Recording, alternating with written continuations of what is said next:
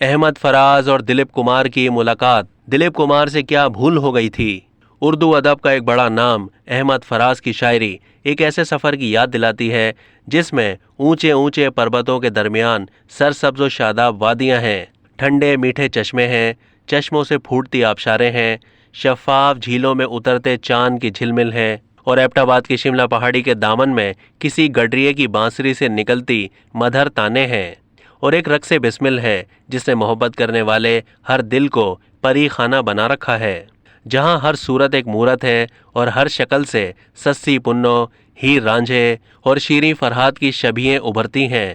اسی عظیم شاعر کی عظمت کی بات کریں تو ایک دلچسپ قصہ آپ کو سناتے ہیں کہ جب بالی ووڈ اداکار دلیپ کمار ایک تقریب میں شرکت کے دوران احمد فراز کو دیکھ کر شعر بھول گئے تھے۔ قصہ کچھ یوں ہے کہ احمد فراز، دلیپ کمار اور سائرہ بانو کی ایک تقریب میں ملاقات ہوئی۔ تقریب میں پہلے احمد فراز دلیپ کمار اور سائرہ بانو کے لیے تعریفی الفاظ کہہ کر اپنی مشہور زمانہ غزل سناتے ہیں۔ سنا ہے لوگ اسے آنکھ بھر کر دیکھتے ہیں، سنا ہے لوگ اسے آنکھ بھر کر دیکھتے ہیں، اور محفل میں موجود لوگوں کی خوب داد سمیٹتے ہیں۔ احمد فراز یہ بھی کہتے ہیں کہ پشاور میں چاہے کسی کا نام کچھ بھی ہو، اگر اس کے نام کے ساتھ خان لگا ہو تو ہم اسے محبت سے جان کہتے ہیں، کیونکہ یہ یوسف خان سے محبت ہی ہے۔ میزبان کی دعوت پر دلیپ کمار اسٹیج پر آتے ہیں، لیکن وہ کہتے ہیں کہ میں یہاں جو شعر سنانے آیا تھا وہ تو سامعین کو دیکھ کر بھول ہی گیا۔ انہوں نے کہا کہ اس خوبصورت محفل میں اتنے رنگ بھرے ہوئے ہیں کہ آنکھیں چکا چوند ہوتی ہیں اور ذہن معاف ہو جاتا ہے۔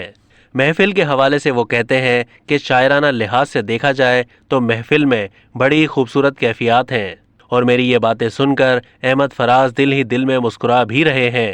لیکن پھر وہ محفل کے شرکا کے اصرار پر شعر سناتے ہیں۔ گو کہ دونوں لیجنڈری شخصیات اب اس دنیا میں نہیں ہیں، لیکن دونوں کی زندگی کا ایک خوشگوار لمحہ ان کے پرستاروں کے لیے خوشگوار ہوا کا جھونکا ہے۔ اب تک کے لیے اتنا ہی۔ مزید معلومات کے لیے ڈیلی جنگ کے یوٹیوب چینل کو سبسکرائب کیجیے اور فیس بک کے پیج کو بھی لائک کیجیے۔